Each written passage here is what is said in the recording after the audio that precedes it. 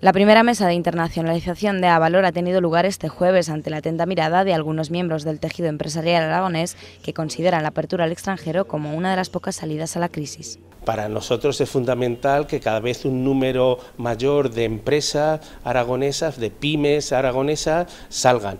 Y para salir muchas no tienen el músculo financiero. Por eso es importante que se agrupen, que se consoliden en clústeres, en consorcios a la exportación, en lo que sea necesario según las necesidades.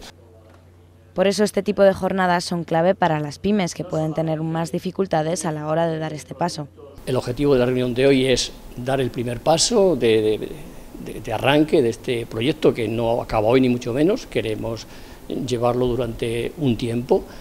Creemos que un grupo piloto hoy puede formarse para trabajar y conseguir esas oportunidades que hay en el mercado exterior, y que eso sirva también un poco de ejemplo para dar nuevos pasos con otros grupos de empresas.